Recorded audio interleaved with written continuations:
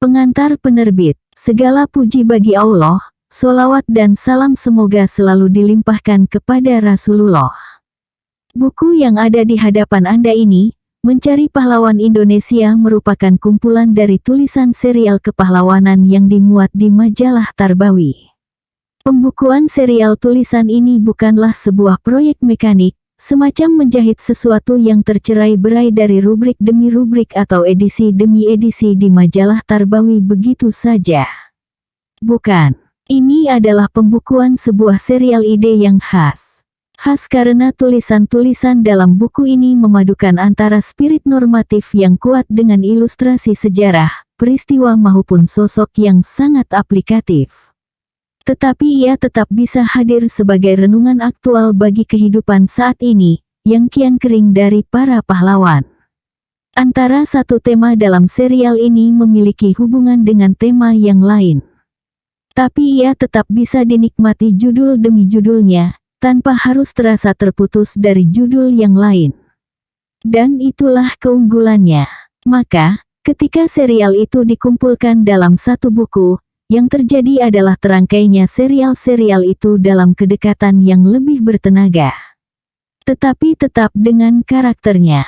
Anda bisa menikmati judul mana saja, dan Anda akan mendapatkan sebuah makna yang mandiri. Atau Anda akan menyelaminya dari awal, satu demi satu, dan Anda juga akan mendapatkan beragam makna dalam satu mata rantai yang utuh. Vitalitas tulisan dalam buku ini tidak saja bisa diukur dari makna dan filosofinya, tapi juga dari konsistensinya. Salah satunya, tentu, kehadirannya yang setia di hadapan pembaca Tarbawi selama ini. 4,5 tahun bukan waktu yang singkat untuk tetap mengeksplorasi sebuah tema besar, kepahlawanan, lalu menuangkannya dalam gagasan yang mendalam tetapi dengan bahasa yang mengalir. Inilah terbitan pertama dari The Tarbawi Center. Sebuah kerja awal yang semoga segera diiringi oleh kelanjutannya. Selamat menikmati. Kata pengantar Taufik Ismail, ajarkanlah sastra pada anak-anakmu, agar anak pengecut jadi pemberani, nasihat Umar bin Khattab. Kerisauan pengarang buku ini, ialah bahwa ketika akhir-akhir ini krisis besar melanda negeri, kita justru mengalami kelangkaan pahlawan. Memang itu sama kita rasakan. Lebih risau lagi Anies Mata selanjutnya memperkirakan bahwa dengan demikian telah tampak isyarat kematian sebuah bangsa. Tapi janganlah kiranya malapetaka sakaratul maut itu terjadi. Pahlawan yang didambakan Anies bukan saja pahlawan yang membebaskan bangsa dari krisis besar atau pahlawan di medan peperangan gawat, tapi jauh lebih luas lagi bentangannya. Pahlawan dunia pemikiran, pendidikan, keilmuan, pebisnis, kesenian dan kebudayaan. Demikianlah esensi renungannya yang dapat kita tangkap dari himpunan 76 kolom serial kepahlawanan majalah Tarbawi ini. Bacaannya yang luas dalam sejarah kepahlawanan dunia Islam, memungkinkan pengarang membentangkan panorama tarikh sejak zaman Rasulullah sampai masa kini secara informatif dalam kemasan kolom ringkas dan padat, sependek 400-500 kata. Tidak mudah menulis ringkas bernas, seperti juga tidak gampang bicara pendek padat makna. Menulis panjang bertele-tele dan berbual berlama-lama, mudah. Kolom-kolom alit Anies ini sedap dibaca. Bahasanya terpelihara, puitis di sini sana, pilihan judul mengena, metaforanya cerdas, pesannya jelas, dan disampaikan dengan rendah hati. Pertama, menurut Anies, sejarah sesungguhnya merupakan industri para pahlawan.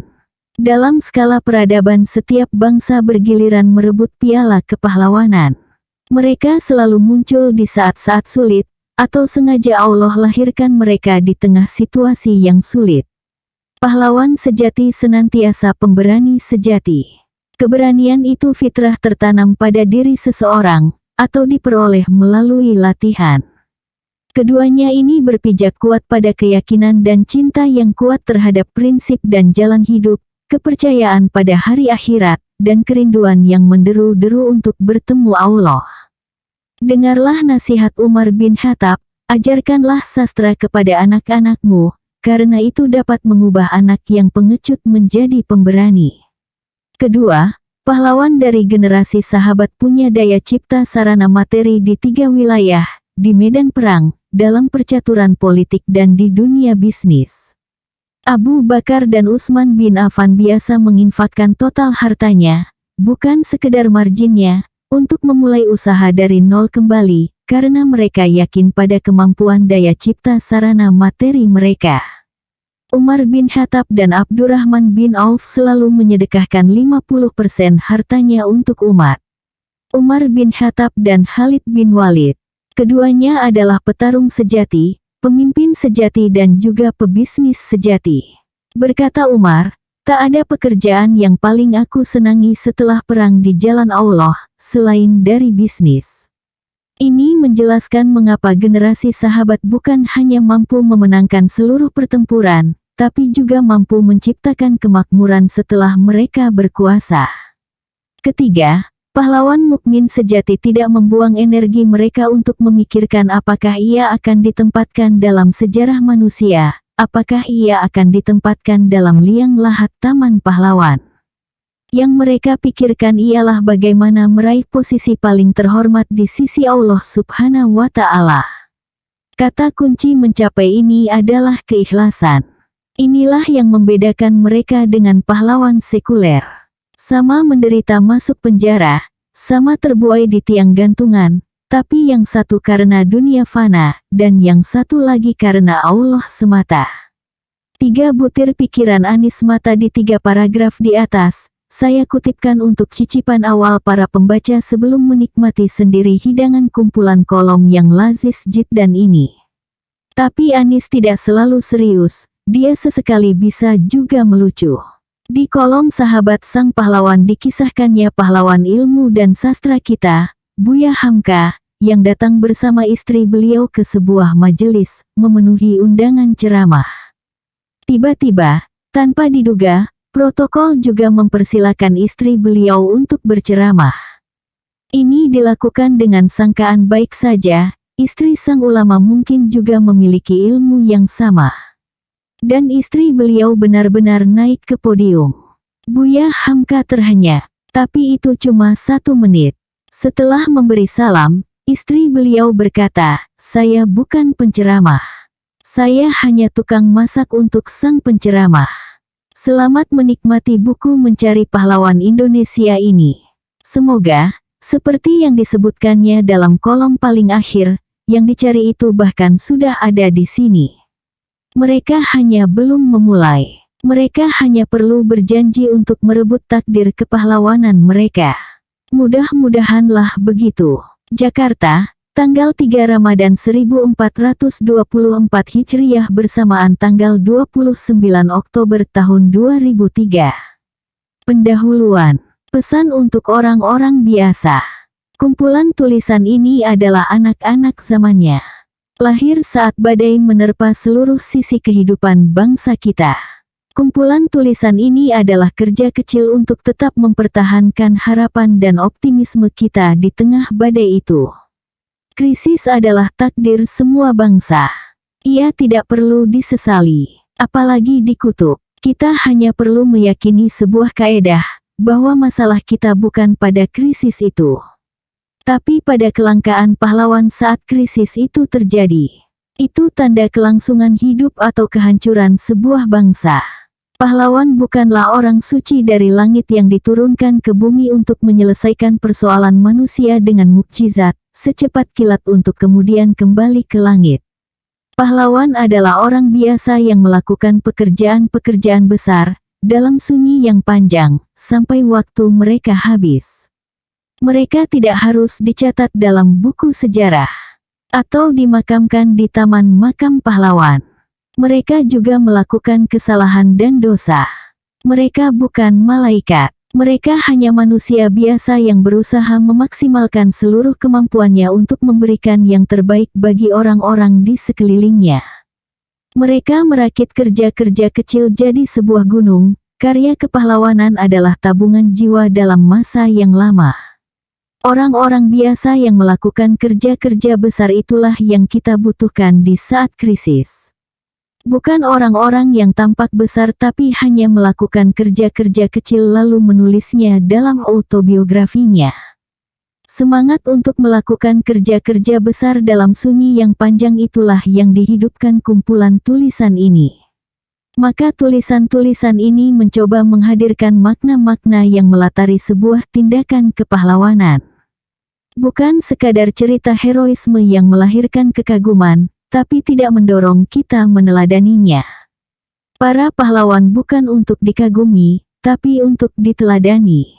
Maka makna-makna yang melatari tindakan mereka yang perlu dihadirkan ke dalam kesadaran kita.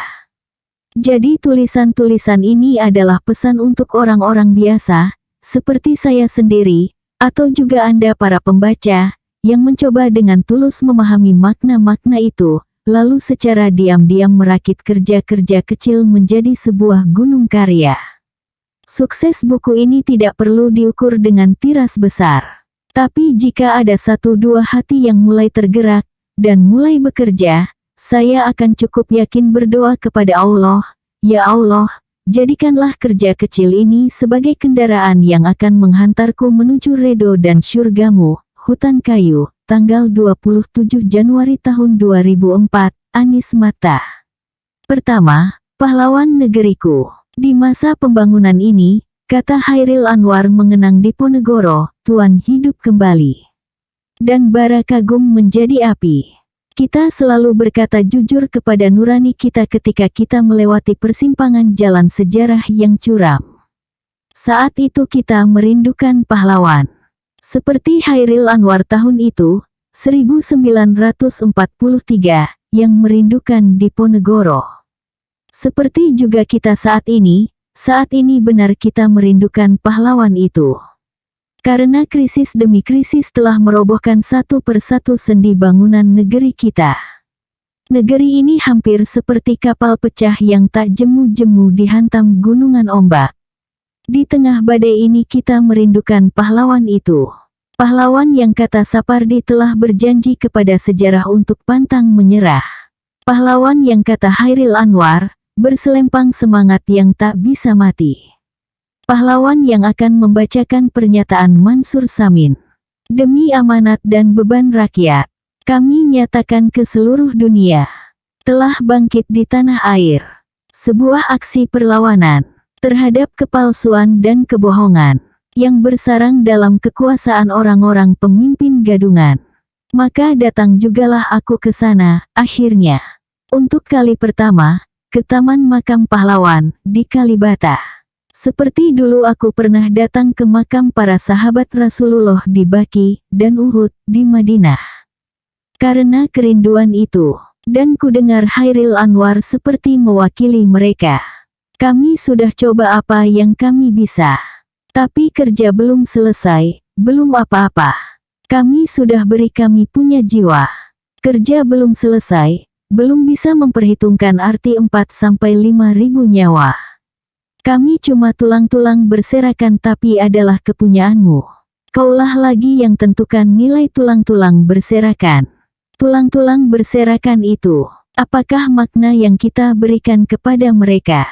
Ataukah tak lagi ada wanita di negeri ini yang mampu melahirkan pahlawan? Seperti wanita-wanita Arab yang tak lagi mampu melahirkan lelaki seperti Khalid bin Walid. Ataukah tak lagi ada ibu yang mahu, seperti kata Taufik Ismail di tahun 1966, merelakan kalian pergi berdemonstrasi, karena kalian pergi menyempurnakan kemerdekaan negeri ini. Tulang belulang berserakan itu. Apakah makna yang kita berikan kepada mereka? Ataukah, seperti kata Said Kutub, kau mulai jemu berjuang, lalu kau tanggalkan senjata dari bahumu? Tidak, kaulah pahlawan yang kurindu itu. Dan beratus jiwa di negeri syarat nestapa ini. Atau jika tidak, biarlah kepada diriku saja aku berkata, jadilah pahlawan itu. Kedua, naluri kepahlawanan. Pekerjaan-pekerjaan besar dalam sejarah hanya dapat diselesaikan oleh mereka yang mempunyai naluri kepahlawanan. Tantangan-tantangan besar dalam sejarah hanya dapat dijawab oleh mereka yang mempunyai naluri kepahlawanan. Itulah sebabnya kita menyebut para pahlawan itu orang-orang besar. Itu pula sebabnya mengapa kita dengan sukarela menyimpan dan memelihara rasa kagum kepada para pahlawan. Manusia berhutang budi kepada para pahlawan mereka. Dan kekaguman adalah sebagian dari cara mereka membalas hutang budi. Mungkin, karena itu pula para pahlawan selalu muncul di saat-saat yang sulit, atau sengaja dilahirkan di tengah situasi yang sulit. Mereka datang untuk membawa beban yang tak dipikul oleh manusia-manusia di zamannya. Mereka bukanlah kiriman gratis dari langit. Akan tetapi, sejarah kepahlawanan mulai dicatat ketika naluri kepahlawanan mereka merespon tantangan-tantangan kehidupan yang berat. Ada tantangan dan ada jawaban. Dan hasil dari respon itu adalah lahirnya pekerjaan-pekerjaan besar. Tantangan adalah stimulan kehidupan yang disediakan Allah untuk merangsang munculnya naluri kepahlawanan dalam diri manusia. Orang-orang yang tidak mempunyai naluri ini akan melihat tantangan sebagai beban berat, maka mereka menghindarinya dan dengan sukarela menerima posisi kehidupan yang tidak terhormat. Namun, orang-orang yang mempunyai naluri kepahlawanan akan mengatakan tantangan-tantangan kehidupan itu, ini untukku. Atau seperti ungkapan orang-orang sadik dalam perang Khandaq yang diceritakan Al-Quran, dan tatkala orang-orang beriman melihat golongan-golongan yang saling bersekutu itu, dalam menghadapi orang-orang beriman, mereka berkata, inilah yang dijanjikan Allah dan Rasul-Nya kepada kita. Dan benarlah Allah dan Rasul-Nya. Dan yang demikian itu tidaklah menambah kepada mereka, kecuali iman dan ketundukan. Surah Al-Ahzab ayat 22. Naluri kepahlawanan lahir dari rasa kagum yang dalam kepada kepahlawanan itu sendiri. Hal itu akan menggoda sang pengagum untuk melihat dirinya sembari bertanya, apa engkau dapat melakukan hal yang sama? Dan jika ia merasa memiliki kesiapan-kesiapan dasar, maka ia akan menemukan dorongan yang kuat untuk mengeksplorasi segenap potensinya untuk tumbuh dan berkembang. Jadi, naluri kepahlawanan adalah kekuatan yang mendorong munculnya potensi-potensi tersembunyi dalam diri seseorang, kekuatan yang berada di balik pertumbuhan ajaib kepribadian seseorang. Dalam serial Jenius Islam, Abbas Mahmud Al-Akkad menemukan kunci kepribadian Abu Bakar As-Siddiq dalam kata kekaguman kepada kepahlawanan. Kunci kepribadian, kata Al-Akkad, adalah perangkat lunak yang dapat menyingkap semua tabir kepribadian seseorang. Ia berfungsi seperti kunci yang dapat membuka pintu dan menghantar kita memasuki semua ruang dalam rumah itu. Dan kita hanya dapat memahami pekerjaan-pekerjaan besar yang telah diselesaikan Abu Bakar dalam kunci rahasia ini. Apakah Anda juga memiliki kunci rahasia itu? Saya tidak tahu. Ketiga, keberanian. Saudara yang paling dekat dari naluri kepahlawanan adalah keberanian. Pahlawan sejati selalu merupakan seorang pemberani sejati. Tidak akan pernah seseorang disebut pahlawan jika ia tidak pernah membuktikan keberaniannya. Pekerjaan-pekerjaan besar atau tantangan-tantangan besar dalam sejarah selalu membutuhkan kadar keberanian yang sama besarnya dengan pekerjaan dan tantangan itu. Sebab pekerjaan dan tantangan besar itu selalu menyimpan risiko. Dan tak ada keberanian tanpa risiko. Naluri kepahlawan adalah akar dari pohon kepahlawanan. Akan tetapi, keberanian adalah batang yang menegakkannya. Keberanian adalah kekuatan yang tersimpan dalam kehendak jiwa, yang mendorong seseorang untuk maju menunaikan tugas, baik tindakan maupun perkataan, demi kebenaran dan kebaikan, atau untuk mencegah suatu keburukan dan dengan menyadari sepenuhnya semua kemungkinan risiko yang akan diterimanya. Cobalah perhatikan ayat-ayat jihad dalam Al-Quran. Perintah ini hanya dapat terlaksana di tangan para pemberani. Cobalah perhatikan betapa Al-Quran memuji ketegaran dalam perang, dan sebaliknya membenci para pengecut dan orang-orang yang takut pada resiko kematian. Apakah yang dapat kita pahami dari hadis riwayat Muslim ini? Sesungguhnya pintu-pintu surga itu berada di bawah naungan pedang. Adakah makna lain? Selain dari kuatnya keberanian akan mendekatkan kita ke surga. Maka, dengarlah pesan Abu Bakar kepada tentara-tentara Islam yang akan berperang, carilah kematian, niscaya kalian akan mendapatkan kehidupan. Sebagian dari keberanian itu adalah fitrah yang tertanam dalam diri seseorang. Sebagian yang lain biasanya diperoleh melalui latihan. Keberanian, baik yang bersumber dari fitrah maupun melalui latihan, selalu mendapatkan pijakan yang kokoh pada kekuatan kebenaran dan kebajikan, keyakinan dan cinta yang kuat terhadap prinsip dan jalan hidup, kepercayaan pada hari akhirat, dan kerinduan yang menderu-deru untuk bertemu Allah. Semua itu adalah mata air yang mengalirkan keberanian dalam jiwa seorang mukmin. Bahkan, meskipun kondisi fisiknya tak terlalu mendukungnya, seperti jenis keberanian Ibnu Mas'ud dan Abu Bakar. Sebaliknya, ia bisa menjadi lebih berani dengan dukungan fisik, seperti keberanian Umar, Ali, dan Khalid. Akan tetapi, Islam hendak memadukan antara keberanian fitrah dan keberanian iman. Maka, beruntunlah ajaran-ajarannya menyuruh umatnya melatih anak-anak untuk berenang, berkuda, dan memanah.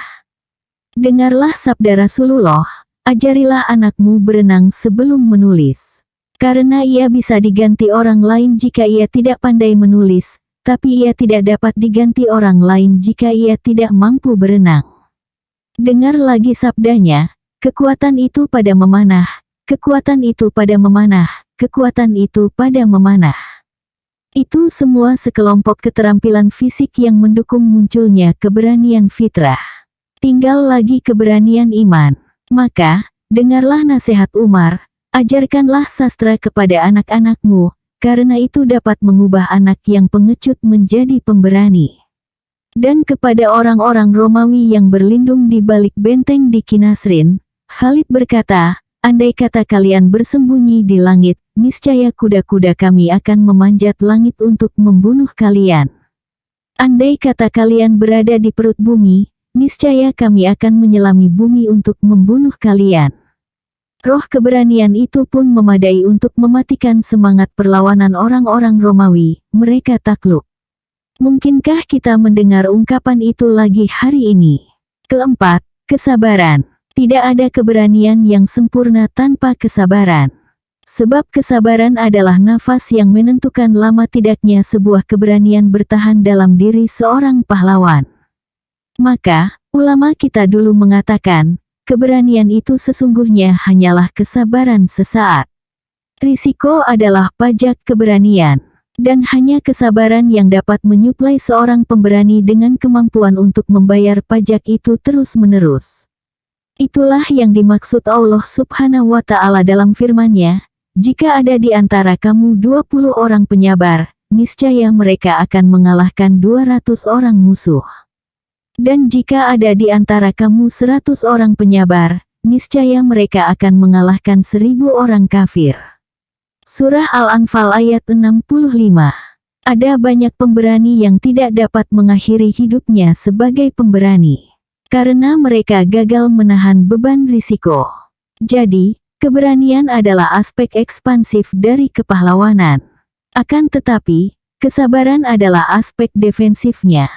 Kesabaran adalah daya tahan psikologis yang menentukan sejauh apa kita mampu membawa beban idealisme kepahlawanan, dan sekuat apa kita mampu survive dalam menghadapi tekanan hidup. Mereka yang memiliki sifat ini pastilah berbakat menjadi pemimpin besar. Coba simak firman Allah Subhanahu wa Ta'ala ini, dan kami jadikan di antara mereka sebagai pemimpin-pemimpin yang memberi petunjuk dengan perintah kami ketika mereka bersabar. Dan adalah mereka selalu yakin dengan ayat-ayat kami. Surah As-Sajdah ayat 24. Demikianlah kemudian ayat-ayat kesabaran turun beruntun dalam Al-Quran dan dijelaskan dengan detil beserta contoh aplikasinya oleh Rasulullah, sampai-sampai Allah menempatkan kesabaran dalam posisi yang paling terhormat ketika ia mengatakan, mintalah pertolongan dengan sabar dan sholat. Dan sesungguhnya yang demikian itu sungguh berat, kecuali bagi orang-orang yang khusyuk. Quran Surah Al-Baqarah ayat 45. Rahasianya adalah karena kesabaran ibarat wanita yang melahirkan banyak sifat lainnya. Dari kesabaranlah lahir sifat santun. Dari kesabaran pula lahir kelembutan. Bukan hanya itu, kemampuan menjaga rahasia juga lahir dari rahim kesabaran. Demikian pula berturut-turut lahir kesungguhan, kesinambungan dalam bekerja, dan yang mungkin sangat penting adalah ketenangan. Akan tetapi, kesabaran itu pahit. Semua kita tahu begitulah rasanya kesabaran itu. Dan begitulah suatu saat Rasulullah mengatakan kepada seorang wanita yang sedang menangisi kematian anaknya, sesungguhnya kesabaran itu hanya pada benturan pertama. Hadis riwayat Bukhari dan Muslim. Jadi, pahitnya dari kesabaran itu hanya permulaannya. Sebab, kesabaran pada benturan pertama menciptakan kekebalan pada benturan selanjutnya. Mereka memanahku bertubi-tubi, sampai-sampai panah itu hanya menembus panah, kata penyair Arab nomor wahid sepanjang sejarah, Al-Mutanabi. Mereka yang memiliki naluri kepahlawanan dan keberanian harus mengambil saham terbesar dari kesabaran. Mereka harus sabar dalam segala hal, ketaatan, meninggalkan maksiat, atau menghadapi cobaan. Dan dengan kesabaran tertinggi, sebagaimana perkataan Ibnu Qayyum, sampai akhirnya kesabaran itu sendiri yang gagal mengejar kesabarannya. Kelima, pengorbanan. Seseorang disebut pahlawan karena timbangan kebaikannya jauh mengalahkan timbangan keburukannya, karena kekuatannya mengalahkan sisi kelemahannya. Jika engkau mencoba menghitung kesalahan dan kelemahannya, niscaya engkau menemui kesalahan dan kelemahannya itu tertelan oleh kebaikan dan kekuatannya. Akan tetapi, kebaikan dan kekuatan itu bukanlah untuk dirinya sendiri, melainkan merupakan rangkaian amal yang menjadi jasanya bagi kehidupan masyarakat manusia. Itulah sebabnya tidak semua orang baik dan kuat menjadi pahlawan yang dikenang dalam ingatan kolektif masyarakat atau apa yang kita sebut sejarah. Hanya apabila kebaikan dan kekuatan menjelma jadi matahari yang menerangi kehidupan, atau purnama yang merubah malam jadi indah, atau mata air yang menghilangkan dahaga. Nilai sosial setiap kita terletak pada apa yang kita berikan kepada masyarakat, atau pada kadar manfaat yang dirasakan masyarakat dari keseluruhan performance kepribadian kita. Maka, Rasulullah berkata, sebaik-baik manusia adalah manusia yang paling bermanfaat bagi manusia yang lain. Demikianlah, kita menobatkan seseorang menjadi pahlawan karena ada begitu banyak hal yang telah ia berikan kepada masyarakat. Maka, takdir seorang pahlawan adalah bahwa ia tidak pernah hidup dan berpikir dalam lingkup dirinya sendiri. Ia telah melampaui batas-batas kebutuhan psikologis dan biologisnya. Batas-batas kebutuhan itu bahkan telah hilang dan lebur dalam batas kebutuhan kolektif masyarakatnya di mana segenap pikiran dan jiwanya tercurahkan. Dalam makna inilah pengorbanan menemukan dirinya sebagai kata kunci kepahlawanan seseorang. Di sini ia bertemu dengan pertanggungjawaban, keberanian, dan kesabaran. Tiga hal terakhir ini adalah wadah-wadah kepribadian yang hanya akan menemukan makna dan fungsi kepahlawanannya apabila ada pengorbanan yang mengisi dan menggerakkannya. Pengorbananlah yang memberi arti dan fungsi kepahlawanan bagi sifat-sifat pertanggungjawaban, keberanian, dan kesabaran. Maka, keempat makna dan sifat ini, rasa tanggung jawab keagamaan, semangat pengorbanan, keberanian jiwa, dan kesabaran adalah rangkaian dasar yang seluruhnya terkandung dalam ayat-ayat jihad. Dorongannya adalah tanggung jawab keagamaan semacam semangat penyebaran dan pembelaan. Hakikat dan tabiatnya adalah pengorbanan. Perisainya keberanian jiwa. Namun, nafas panjangnya adalah kesabaran. Maka, benarlah apa yang dikatakan Said Qutb, orang yang hidup bagi dirinya sendiri akan hidup sebagai orang kerdil dan mati sebagai orang kerdil. Akan tetapi, orang yang hidup bagi orang lain akan hidup sebagai orang besar dan mati sebagai orang besar. Kaedah itu tidak saja berlaku bagi kehidupan individu, tetapi juga merupakan kaedah universal yang berlaku bagi komunitas manusia. Syakib Arslan, pemikir Muslim asal Syria, yang menulis buku Mengapa Kaum Muslimin Mundur dan Orang Barat Maju, menjelaskan jawabannya dalam kalimat yang sederhana, karena, kata Syakib Arslan, orang-orang Barat lebih banyak berkorban daripada kaum muslimin. Mereka memberi lebih banyak demi agama mereka ketimbang apa yang diberikan kaum muslimin bagi agamanya. Sekarang, mengertilah kita. Dan ketika ada pertanyaan, apakah yang dibutuhkan untuk menegakkan agama ini dalam realitas kehidupan? Maka jawabnya adalah hadirnya para pahlawan sejati yang tidak lagi hidup bagi dirinya sendiri, tetapi hidup bagi orang lain dan agamanya, serta mahu mengorbankan semua yang ia miliki bagi agamanya. Keenam, kompetisi. Para pahlawan mukmin sejati tidak akan membuang energi mereka untuk memikirkan seperti apa ia akan ditempatkan dalam sejarah manusia. Yang mereka pikirkan adalah bagaimana mereka meraih posisi paling terhormat di sisi Allah Subhanahu wa Ta'ala. Itulah sejarah yang sebenarnya. Jika suatu ketika sejarah manusia memberi mereka posisi yang terhormat, itu hanyalah seperti kata Rasulullah, berita gembira yang dipercepat, ridho Allah dan tempat yang terhormat di sisinya. Itulah cita-cita sejati para pahlawan mukmin. Itulah ambisi yang sebenarnya, ambisi yang disyariatkan, ambisi yang mendorong lahirnya semangat kompetisi yang tak habis-habis. Di sini medan kompetisi itu sangat berbeda dengan kompetisi di medan lain. Yang membedakannya adalah luas wilayah kompetisi yang tak terbatas, kecuali oleh batasan kebaikan itu sendiri. Sebab, hadiah yang disediakan untuk para kompetitor itu juga tak terbatas. Dari mata air inilah para pahlawan mukmin sejati itu mereguk surga yang luasnya seluas langit dan bumi, yang disediakan untuk orang-orang bertakwa, yaitu orang-orang yang menafkahkan hartanya, baik di waktu lapang maupun sempit, dan orang-orang yang menahan amarahnya dan memaafkan kesalahan orang lain. Allah menyukai orang-orang yang berbuat kebajikan. Quran Surah Ali Imran ayat 134. Kompetisi adalah semangat yang melekat dalam diri para pahlawan, karena ini merupakan cara terbaik untuk mengeksploitasi potensi-potensi mereka. Maka, mereka membutuhkan medan kompetisi yang tak terbatas, sebab ketidakterbatasan itu akan mendorong munculnya semua potensi tersembunyi dalam diri mereka. Dan medan kompetisi ini memang tidak terbatas, sebab medannya adalah amal soleh, dan amal soleh itu beragam serta tidak terbatas. Kompetisi juga merupakan cara terbaik untuk membedakan peringkat para pahlawan sejati itu di mata Allah Subhanahu wa Ta'ala. Itulah sebabnya Allah menyebut generasi mukmin angkatan pertama sebagai as-sabiqun al-awwalun, yakni orang-orang pertama yang mendahului, atau semacam advance kompetitor. Itu pula sebabnya Allah Subhanahu wa Ta'ala memberi ganjaran pahala yang berbeda-beda, sesuai dengan capaian masing-masing mereka. Indikator yang digunakan untuk menilai kompetisi itu adalah paduan-paduan yang harmonis antara waktu, kecepatan, kualitas, kuantitas, dan manfaat sosial dari setiap unit amal yang kita lakukan.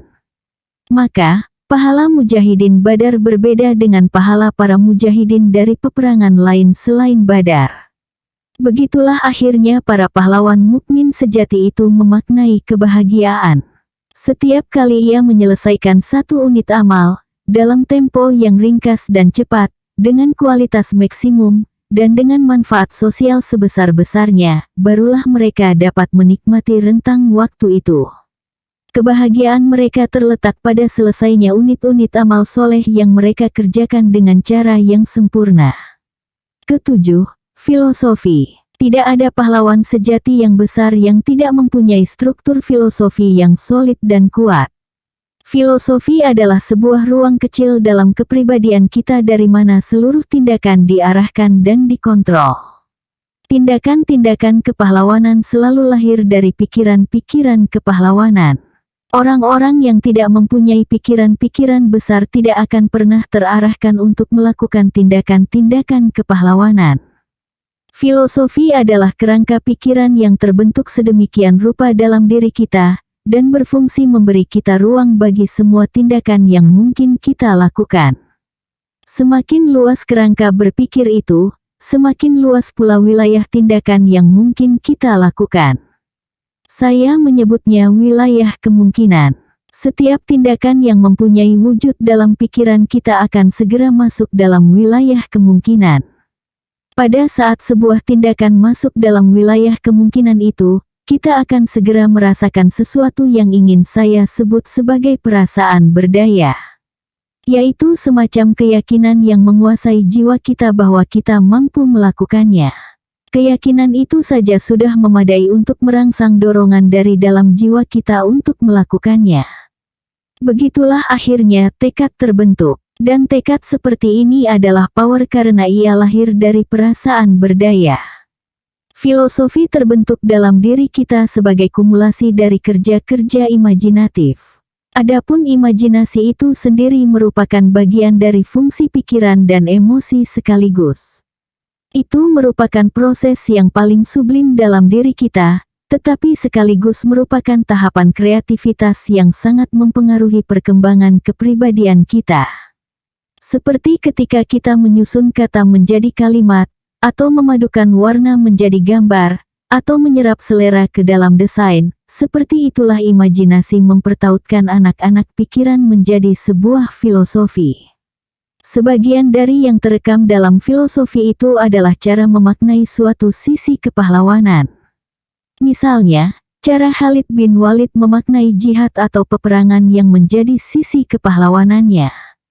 Ia pernah mengatakan, berada pada suatu malam yang sangat dingin untuk berjihad di jalan Allah lebih aku senangi daripada mendapatkan hadiah seorang pengantin perempuan cantik di malam pengantin. Atau misalnya, cara Amr bin Ash memaknai keterampilan politik seorang pemimpin. Jika seorang pemimpin tahu bagaimana memasuki suatu urusan, maka ia harus tahu juga bagaimana cara keluar dari urusan itu. Sesempit apapun jalan keluar yang tersedia. Atau misalnya, cara Umar bin Khattab memaknai akseptabilitas seorang pemimpin di mata Allah dalam sebuah pesannya kepada para pejabat di masa kekhalifahannya. Ketahuilah kedudukan Anda di mata Allah dengan cara melihat tingkat penerimaan masyarakat kepada Anda.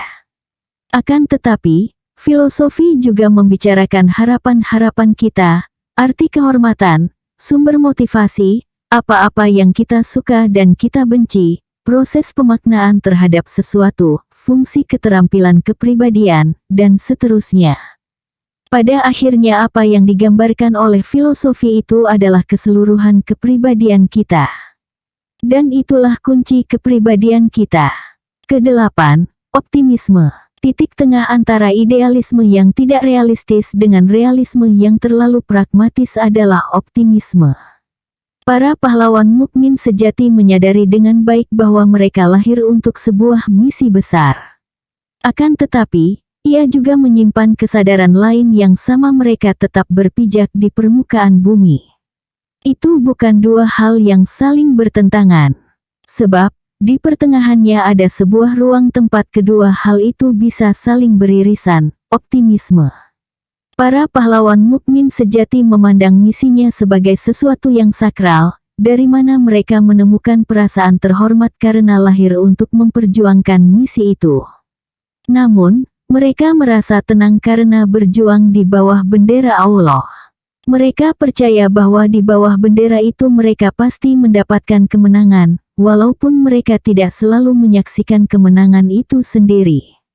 Mereka percaya bahwa berjuang saja sudah merupakan suatu kemenangan. Yaitu, kemenangan atas rasa takut, kemenangan atas sifat pengecut, kemenangan atas cinta dunia dan kemenangan atas diri sendiri. Apatah lagi bila kemudian dapat mengalahkan musuh, atau menegakkan daulah dan khilafah. Bahwasanya mereka kemudian gugur di perjalanan atau hidup dan menyaksikan kemenangan itu, maka itu semua hanya merupakan cara Allah membagi-bagi keutamaannya kepada para tentaranya. Dari keyakinan-keyakinan seperti inilah mereka menemukan kejujuran iman, dan dari kejujuran iman itulah mereka menemukan mata air kekuatan jiwa yang memberi mereka harapan dan optimisme. Di antara orang-orang beriman itu ada orang-orang yang menepati apa yang telah mereka janjikan kepada Allah. Maka di antara mereka ada yang gugur dan di antara mereka ada pula yang menunggu-nunggu sampai saat kemenangan, dan mereka sedikit pun tidak merubah janjinya. Quran Surah Al-Ahzab ayat 23. Namun, mereka sepenuhnya percaya pada sebuah hikmah Allah, bahwa Allah hanya mahu memenangkan agamanya dengan usaha-usaha manusia, bukan dengan mukjizat demi mukjizat. Sebab jika tidak demikian, Allah tidak perlu mengutus nabi dan rasul, mewajibkan jihad, dan memilih syuhada. Tantangan-tantangan itu diciptakan untuk menguji kejujuran iman yang terpatri dalam jiwa para pahlawan mukmin. Mukjizat atau karomah tentu dibutuhkan pada waktu-waktu tertentu, tetapi itu berfungsi penguatan, bukan penyelesaian misi. Ketentuan itulah yang membuat mereka harus realistis dalam menata garis perjuangan. Sebab, mereka bergerak dalam ruang yang terbatas, waktu dan tempat yang terbatas, sumber daya manusia, sarana dan prasarana, dan sumber-sumber finansial yang terbatas serta technical resources yang sama terbatasnya. Dalam segala hal ada keterbatasan. Itulah sebabnya mereka harus bekerja efektif dan menggunakan tenaga seefisien mungkin. Akan tetapi, keterbatasan bukanlah alasan untuk tidak berjuang. Sebab, Allah berfirman, maka bertakwalah kamu kepada Allah menurut kesanggupanmu. Quran Surah At-Tagabun ayat 16. Bahkan, nilai kepahlawanan itu sesungguhnya terletak pada capaian-capaian besar di atas keterbatasan. Keterbatasan itu ditata dalam konsep yang mereka sebut sebagai hukum alam, atau yang kita sebut sebagai sunatullah. Kita semua bergerak dalam kerangka sunatullah itu. Dan para pahlawan itu bukanlah manusia istimewa yang turun dari langit dengan hak-hak istimewa untuk tidak mentaati sunatullah. Mereka menjadi istimewa karena mereka menggunakan kaidah yang pernah diucapkan Imam Syahid Hasan Al-Banna, jangan pernah melawan sunatullah pada alam, sebab ia pasti mengalahkanmu. Tapi, gunakanlah sebagiannya untuk menundukkan sebagian yang lain, niscaya kamu akan sampai ke tujuan. Ke-9. Pekerjaan besar dan pekerjaan kecil. Di antara keajaiban hati para pahlawan mukmin sejati adalah cara mereka mengapresiasi karya-karya mereka. Mereka tidak pernah memandang karya-karya besar mereka secara berlebihan, tetapi mereka juga tidak pernah meremehkan pekerjaan-pekerjaan kecil yang mereka lakukan. Besar kecilnya suatu karya atau pekerjaan tidaklah ditentukan oleh satu faktor saja. Misalnya, faktor kemampuan. Ada banyak faktor yang mempengaruhi cara penilaian terhadap suatu karya dan pekerjaan seorang pahlawan. Misalnya, tingkat kebutuhan saat itu, kesinambungannya dengan pekerjaan-pekerjaan sebelumnya, atau dengan pekerjaan-pekerjaan sesudahnya, luas wilayah distribusi manfaat, tingkat kemampuan pelaku, tingkat keterlibatan orang lain, banyaknya daya dukung, dan seterusnya. Kata kunci yang dapat menyimpul semua faktor tersebut adalah ketepatan. Yaitu, pekerjaan itu tepat pada waktunya, tepat pada sasarannya, tepat pada tempatnya, tepat pada orangnya, tepat pada niatnya, tepat pada caranya, dan tepat pada kosnya. Akan tetapi, bagaimanakah cara kita menilai tingkat ketepatan? Jawabannya adalah pada strategi. Strategilah yang menentukan nilai dari sebuah pekerjaan. Individu dan pekerjaannya dalam sebuah strategi adalah unit-unit yang tidak berdiri sendiri. Strategilah yang menentukan jenis pekerjaan dan orang yang tepat untuk pekerjaan itu. Jika dalam strategi itu ditentukan bahwa seseorang harus melakukan suatu pekerjaan yang tidak terlihat dalam waktu lama, maka ia harus melakukannya. Dan letak kepahlawanannya ada pada keikhlasannya, pada diamnya, dan pada penyelesaian pekerjaan itu pada waktunya. Demikian juga sebaliknya. Dalam kerangka strategi itu, kita mungkin akan menemukan kenyataan-kenyataan yang boleh jadi paradoks dalam pandangan kasat mata kita. Apa yang kita duga sebagai pekerjaan-pekerjaan besar, ternyata mempunyai nilai yang kecil dalam kerangka strategi tersebut. Demikian juga sebaliknya. Para pahlawan mukmin sejati tidak pernah memandang dirinya lebih besar dari strategi. Sebaliknya, ia menyerahkan dirinya untuk menjadi salah satu instrumen dari strategi tersebut. Demikianlah, Rasulullah pernah bersabda, "Jangan pernah meremehkan suatu kebaikan, walaupun itu kecil."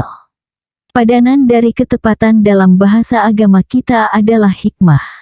Dan inilah hikmah yang dimaksud oleh Allah sebagai sumber dari semua kebaikan. Allah Subhanahu wa Ta'ala berfirman, "Dan barang siapa yang dianugerahi al-hikmah itu, ia benar-benar telah dianugerahi karunia yang banyak." Quran Surah Al-Baqarah ayat 269. Akan tetapi, para pahlawan mukmin sejati itu sama-sama menyimpan sebuah impian di kedalaman jiwa mereka. Mereka semua bermimpi untuk dapat melakukan pekerjaan-pekerjaan unggulan yang menjadi alasan utama bagi Allah untuk memasukkan mereka ke dalam syurganya. Seorang sahabat pernah meminta kepada Rasulullah agar beliau mendoakan dirinya kepada Allah untuk dimasukkan ke dalam surga. Rasulullah lalu mengatakan kepada sahabat tersebut, "Bantulah aku agar doamu terkabul dengan memperbanyak sujud." Itulah amal unggulannya. Dan apakah amalan unggulan Anda, hai calon pahlawan? Ke-10, vitalitas. Para pahlawan mukmin sejati selalu unggul dalam kekuatan spiritual dan semangat hidup. Senantiasa ada gelombang gairah kehidupan yang bertalu-talu dalam jiwa mereka. Itulah yang membuat sorot mata mereka selalu tajam, di balik kelembutan sikap mereka. Itulah yang membuat mereka selalu penuh harapan, di saat virus keputusasaan mematikan semangat hidup orang lain. Itulah vitalitas. Tidak pernahkah kesedihan menghinggapi hati mereka? Tidak adakah jalan bagi ketakutan menuju jiwa mereka? Pernahkah mereka tergoda oleh keputusasaan untuk mengundurkan diri dari pentas kepahlawanan? Adakah di saat-saat di mana mereka merasa lemah, cemas, dan tidak mungkin memenangkan pertarungan? Para pahlawan itu tetaplah manusia biasa. Semua gejala jiwa yang dirasakan oleh manusia biasa juga dirasakan para pahlawan. Ada saat di mana mereka sedih. Ada saat di mana mereka takut. Jenak-jenak kelemahan, keputusasaan, kecemasan, dan keterpurukan pun pernah mendera jiwa mereka. Akan tetapi, yang membedakan para pahlawan dari manusia biasa adalah bahwa mereka selalu mengetahui bagaimana mempertahankan vitalitas, bagaimana melawan ketakutan-ketakutan dan kesedihan-kesedihan, bagaimana mempertahankan harapan di hadapan keputusasaan, dan bagaimana melampaui dorongan untuk menyerah dan pasrah di saat kelemahan mendera jiwa mereka. Mereka mengetahui bagaimana melawan gejala kelumpuhan jiwa. Vitalitas hidup biasanya dibentuk dari paduan keberanian, harapan hidup, dan kegembiraan jiwa. Namun, ketiga hal ini dibentuk oleh paduan keyakinan-keyakinan iman dan talenta kepahlawanan dalam diri mereka. Dari sini saya kemudian menemukan bahwa para pahlawan mukmin sejati selalu memiliki tradisi spiritualitas yang khas. Mereka mempunyai kebiasaan-kebiasaan khas yang dibentuk oleh keyakinan yang unik terhadap kegaiban. Dengan cara itu, mereka mempertahankan keyakinan mereka pada pertolongan Allah dan harapan akan kemenangan. Dengan cara itu, mereka mempertahankan stamina perlawanan yang konstan. Kebiasaan-kebiasaan yang khas itu biasanya berbentuk ibadah mahdah, tetapi biasanya disertai juga dengan perilaku-perilaku tertentu yang sangat pribadi. Misalnya dua contoh berikut ini. Dalam suatu peperangan, kaum muslimin menemukan betapa kekuatan Ibnu Taimiyah melampaui para mujahidin lainnya. Mereka pun menanyakan rahasia kekuatan itu pada Ibnu Taimiyah. Beliau menjawab, "Ini adalah buah dari maksurat yang selalu saya baca di pagi hari setelah sholat subuh sampai terbitnya matahari. Saya selalu menemukan kekuatan yang dahsyat setiap setelah melakukan wirid itu.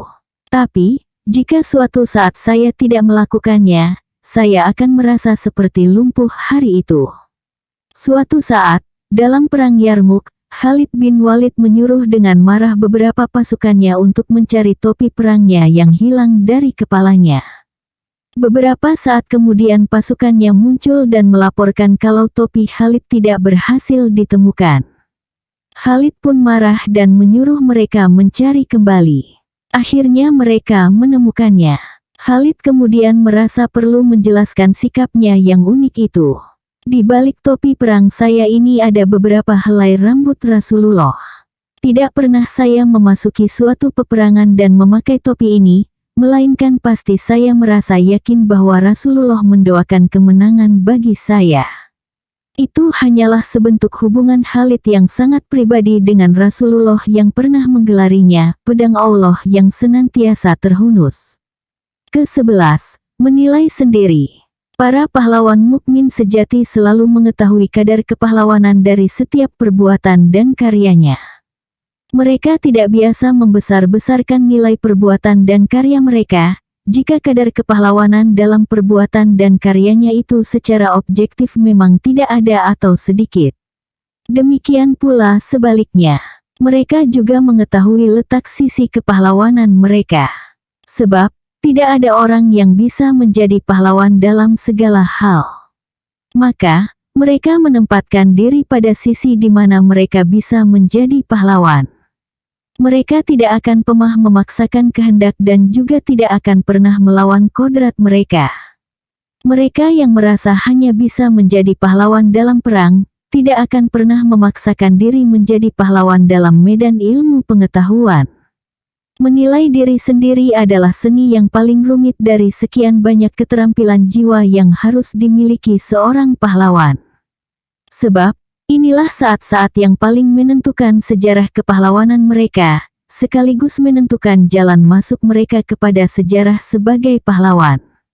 Seni ini dimulai dari pengamatan yang mendalam tentang peta diri sendiri. Setelah itu, berlanjut pada penemuan letak kepahlawanan mereka. Sampai di tahap ini, seni itu belum terlalu rumit.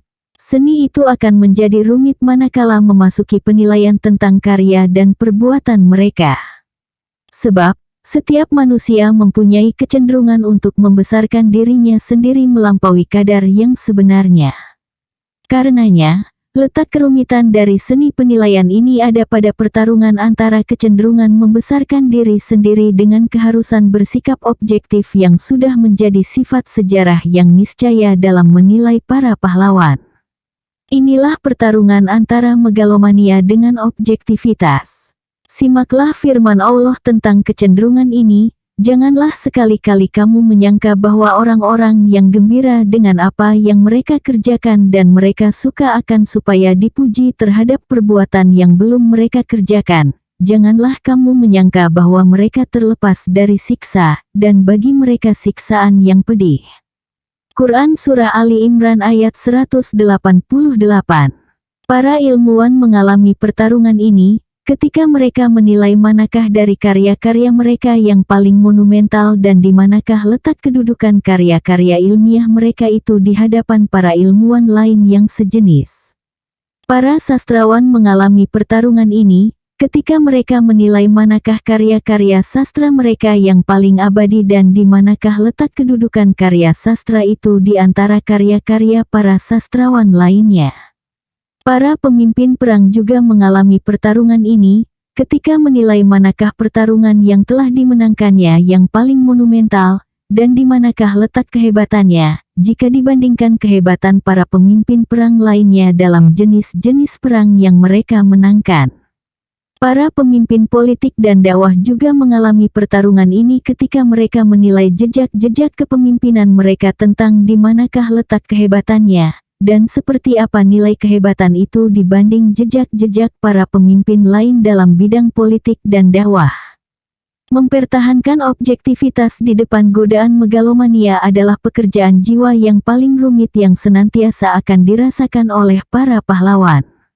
Cobalah simak cara seorang khalifah dari zaman Abbasiyah menilai dirinya. Saya tidak akan pernah bangga pada setiap prestasi yang saya capai, tapi sebenarnya tidak saya rencanakan. Tapi saya juga tidak akan pernah menyesali setiap kegagalan yang saya alami, selama saya sudah merencanakan semuanya dengan baik sebelum melakukannya. Petik 2. Ke-12. Momentum kepahlawanan. Seseorang tidak menjadi pahlawan karena ia melakukan pekerjaan-pekerjaan kepahlawanan sepanjang hidupnya. Kepahlawanan seseorang biasanya mempunyai momentumnya. Ada potongan waktu tertentu dalam hidup seseorang di mana anasir kepahlawanan menyatu padu. Saat itulah ia tersejarahkan. Akan tetapi, kita tidak mengetahui kapan datangnya momentum itu, yaitu kematangan pribadi dan peluang sejarah. Simaklah firman Allah Subhanahu wa Ta'ala, dan setelah Musa cukup umur dan sempurna akalnya, kami berikan padanya hikmah kenabian dan pengetahuan. Quran Surah Al-Qasas ayat 14.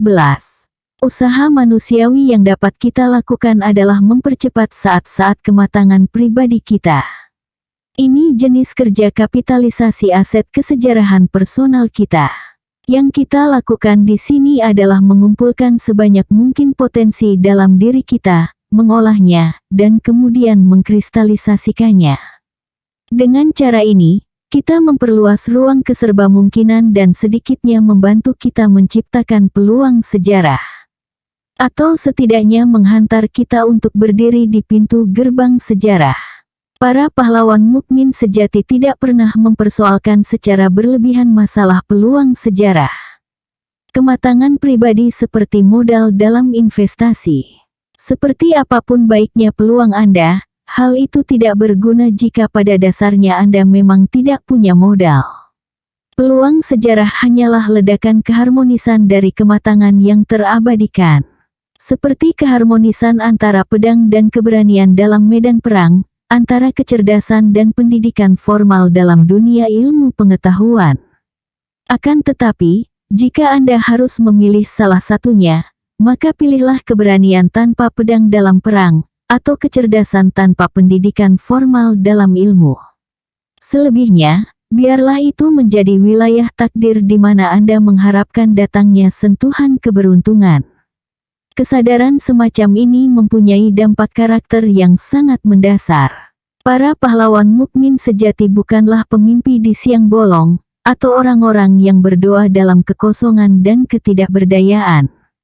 Mereka adalah para petani yang berdoa di tengah sawah, para pedagang yang berdoa di tengah pasar, para petarung yang berdoa di tengah kecamuk perang.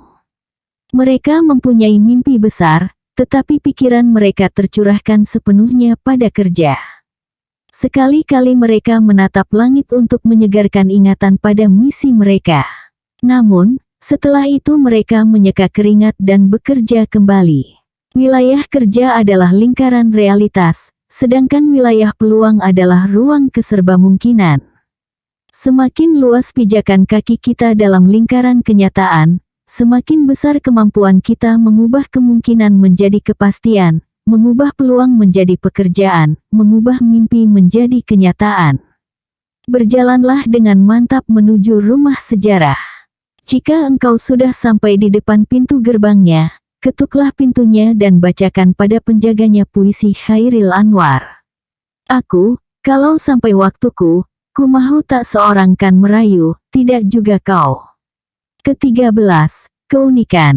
Orang-orang menjadi pahlawan karena ia mempunyai bakat kepahlawanan dalam dirinya dan karena bakat itu menemukan lingkungan yang memicu pertumbuhannya, kemudian menemukan momentum historis yang menjadikannya abadi. Setiap orang datang membawa bakat yang berbeda, kemudian menemukan lingkungan yang berbeda, dan kemudian menemukan momentum historis yang berbeda. Betapa banyak orang yang berbakat yang tidak menjadi pahlawan, karena tidak menemukan lingkungan dan momentum historis yang mengakomodasi bakatnya. Dan betapa banyak orang yang hidup di tengah lingkungan dan momentum historis yang memungkinkannya menjadi pahlawan, tetapi mereka tidak juga menjadi pahlawan. Karena mereka memang tidak berbakat. Maka, keunikan individual para pahlawan itu adalah keniscayaan sejarah. Sebagian dari keunikan itu bersumber dari bakatnya, sebagian yang lainnya bersumber dari ruang dan waktu serta situasi-situasinya. Keharmonisan dan perpaduan antara bakat, ruang, waktu dan situasi adalah faktor utama yang menghantarkan seseorang kepada dunia kepahlawanan. Inilah yang dimaksud Allah Subhanahu wa Ta'ala, setiap orang dimudahkan melakukan apa yang untuknya ia diciptakan. Maka, seseorang kemudian dianggap pahlawan karena ia melahirkan karya yang berbeda dari karya-karya orang lain. Sejarah tidak mencatat pengulangan-pengulangan.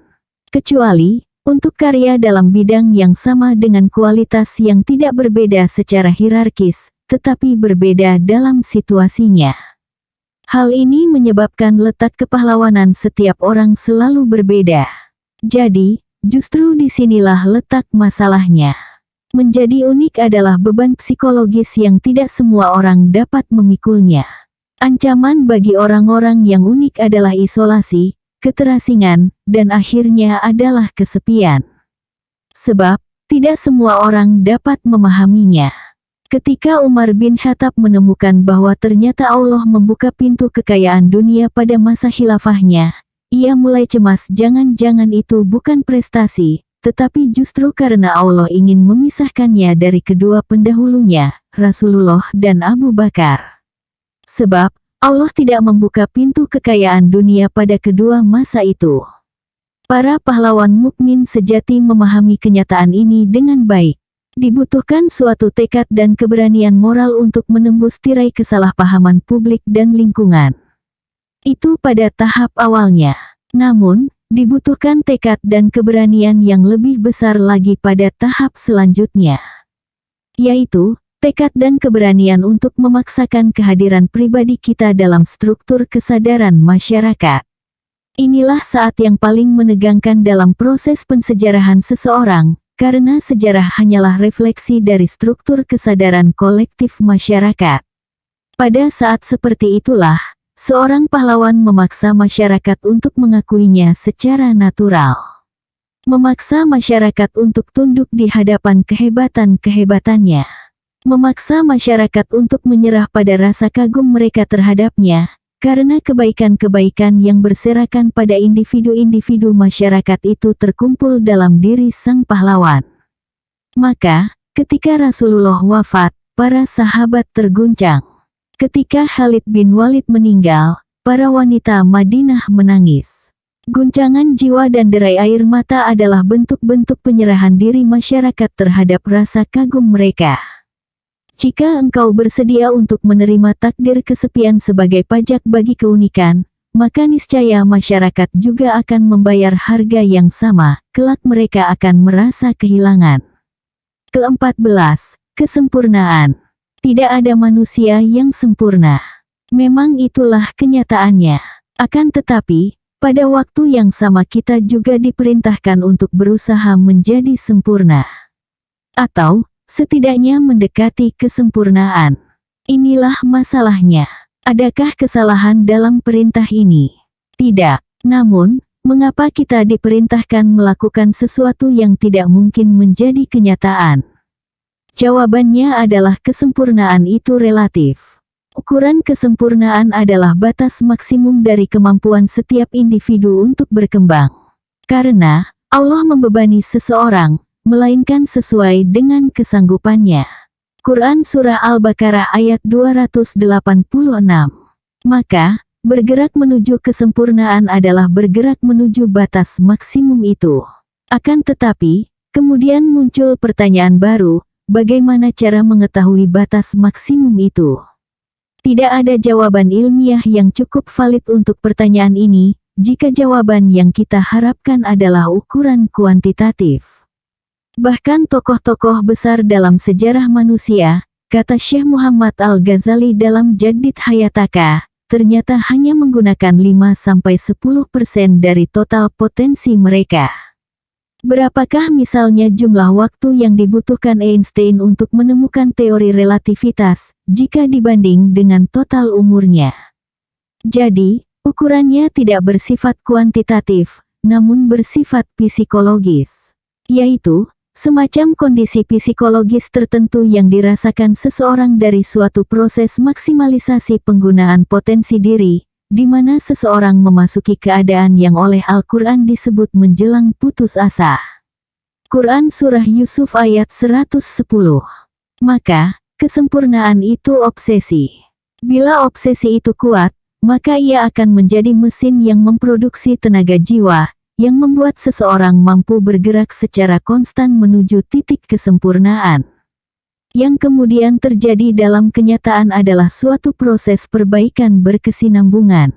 Karena itu, kadar kepahlawanan seseorang tidak diukur pada awal perjalanan hidupnya.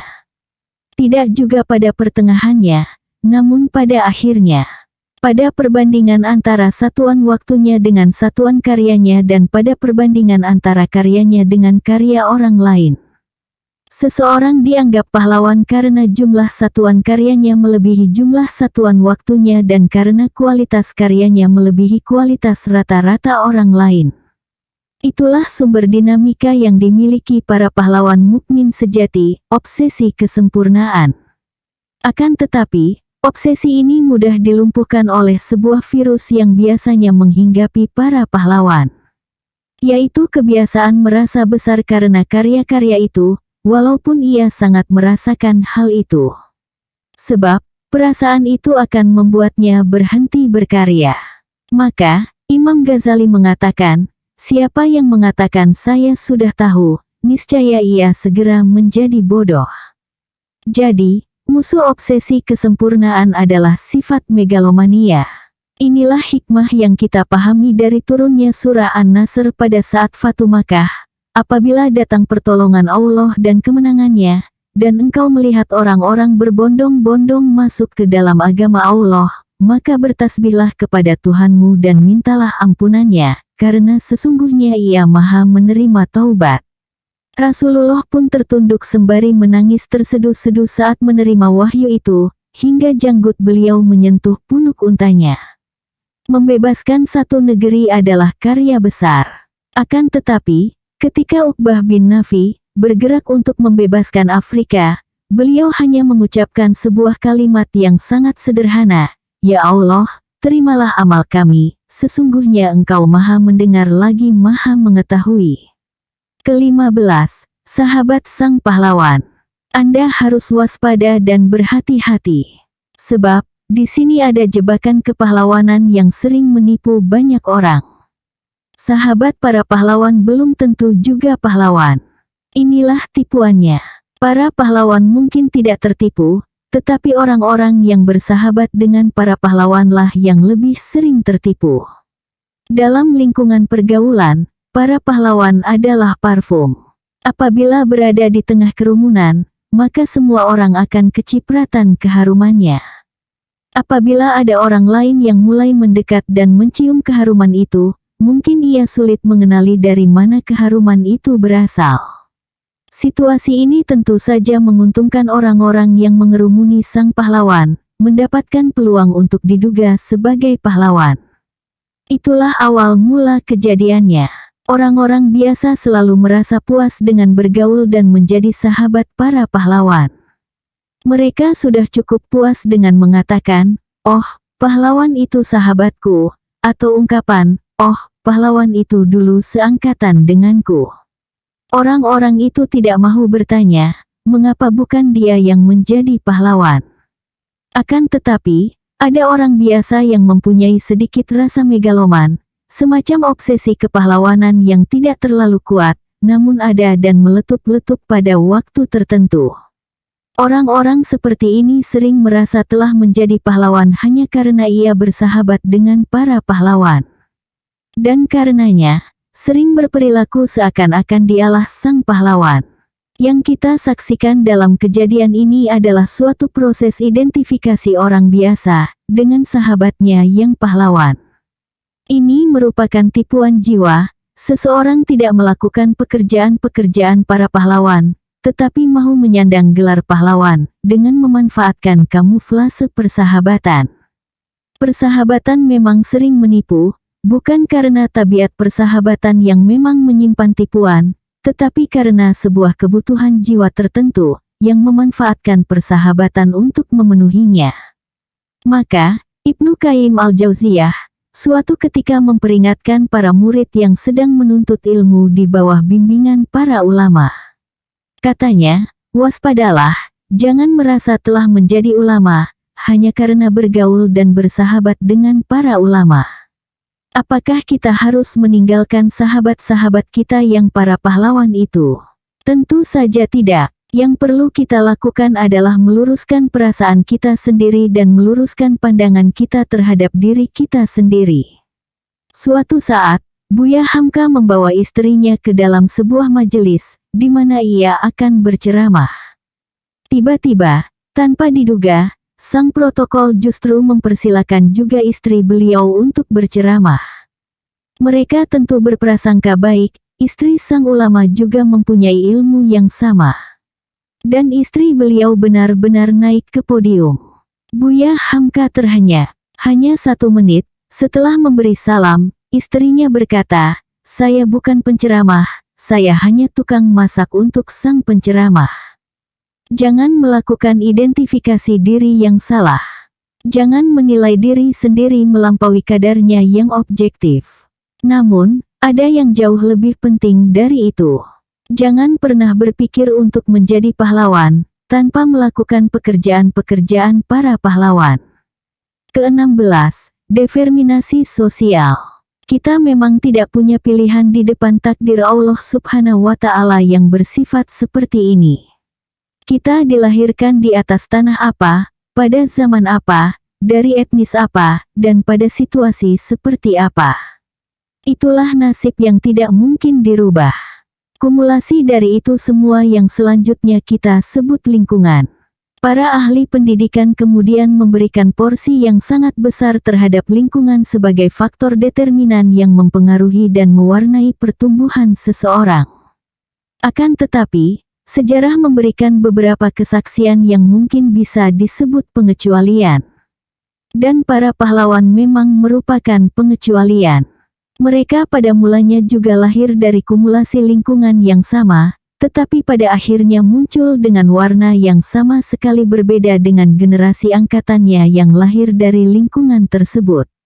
Jadi, input lingkungannya sama, tetapi output efeknya berbeda. Inilah cerita seorang penulis tentang Hasan al-Banna, pemimpin pergerakan Islam terbesar abad ini. Hasan al-Banna, kata sang penulis, tumbuh sebagaimana kami tumbuh, pada lingkungan yang sama tempat kami berkembang, pada sekolah yang sama tempat kami belajar, sejak dari tingkat dasar sampai perguruan tinggi, dan tentu juga dengan kurikulum yang sama. Ia juga menyaksikan dan merasakan kemiskinan, keterbelakangan, dan kerusakan sosial di Mesir sebagaimana kami umumnya. Ia juga membaca buku dan media cetak yang kami baca. Tidak ada yang istimewa dalam latar lingkungannya, baik di rumah maupun di sekolah atau di masyarakat. Namun, hasilnya kemudian berbeda.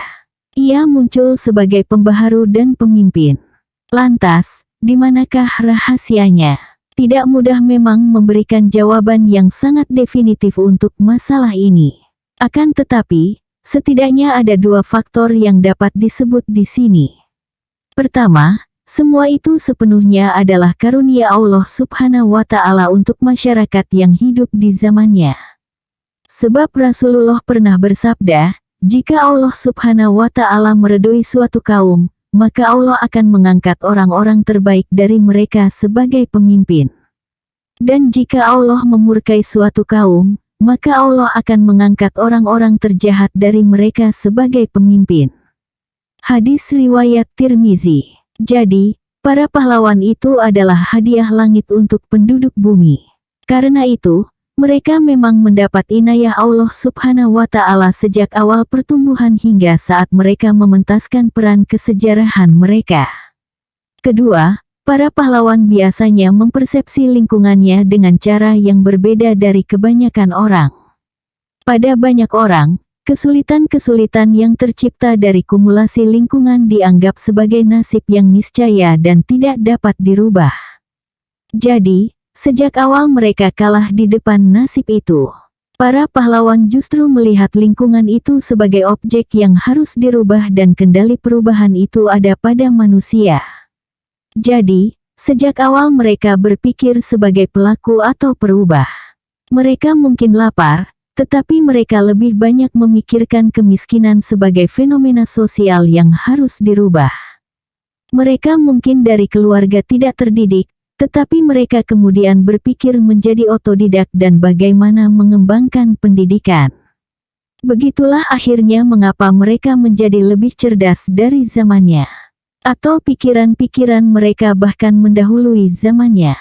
Ke-17, di balik keharuman.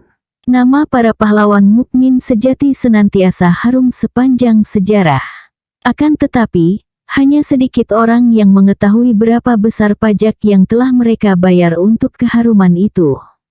Masyarakat manusia pada umumnya selalu mempunyai dua sikap terhadap keharuman itu. Pertama, mereka biasanya akan mengagumi para pahlawan itu, bahkan terkadang sampai pada tingkat pendewaan. Kedua, mereka akan merasa kasihan kepada para pahlawan tersebut, karena mereka tidak sempat menikmati hidup secara wajar. Yang kedua ini biasanya datang dari keluarga dekat sang pahlawan. Apa yang dirasakan orang luar berbeda dengan apa yang dirasakan oleh sang pahlawan itu sendiri.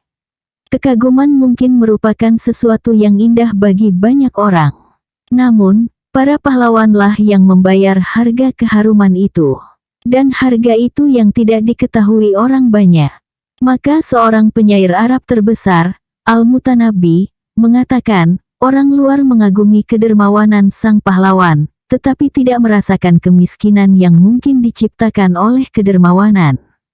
Orang luar mengagumi keberanian sang pahlawan, tetapi mereka tidak merasakan luka yang menghantarnya menuju kematian. Akan tetapi, ada juga kenyataan lain yang sama sekali terbalik. Keluarga para pahlawan seringkali tidak merasakan gaung kebesaran atau semerbak harum nama sang pahlawan. Karena, ia hidup di tengah-tengah mereka, setiap hari, bahkan setiap saat. Bagi mereka, sang pahlawan adalah juga manusia biasa, yang mempunyai keinginan-keinginan dan kegemaran-kegemaran tertentu seperti mereka. Mereka harus menikmatinya. Maka, merekalah yang sering menggoda sang pahlawan untuk tidak melulu mendaki langit, tetapi juga sekali-kali turun ke bumi. Kedua sikap itu adalah jebakan. Kekaguman dan pendewaan sering menjebak para pahlawan. Sebab hal itu akan mempercepat munculnya rasa puas dalam dirinya, sehingga karya yang sebenarnya belum sampai ke puncak, akhirnya terhenti di pertengahan jalan akibat rasa puas. Itulah sebabnya Imam Ghazali mengatakan, siapa yang mengatakan saya sudah berilmu, maka sesungguhnya orang itulah yang paling bodoh. Panggilan turun ke bumi adalah jebakan lain. Menjadi pahlawan memang akan menyebabkan kita meninggalkan sangat banyak kegemaran dan kenikmatan hidup. Bahkan privasi kita akan sangat terganggu. Namun itulah pajaknya. Akan tetapi, banyak orang gagal melanjutkan perjalanan menuju puncak kepahlawanan mereka, karena tergoda kembali ke habitat manusia biasa. Seperti angin sepoi yang mengirim ngantuk kepada orang yang sedang membaca, seperti itulah panggilan turun ke bumi menggoda sang pahlawan untuk berhenti mendaki. Itulah sebabnya Allah menegur para mujahidin yang mencintai keluarga mereka melebihi cinta mereka terhadap Allah, Rasul-Nya, dan jihad di jalannya. Maka, para pahlawan mukmin sejati berdiri tegak di sana, di antara tipuan pendewaan dan godaan kenikmatan bumi. Mereka terus berjalan dengan mantap menuju puncak kepahlawanan, tidak ada kepuasan sampai karya jadi tuntas, dan tidak ada kenikmatan melebihi apa yang mungkin diciptakan oleh kelelahan.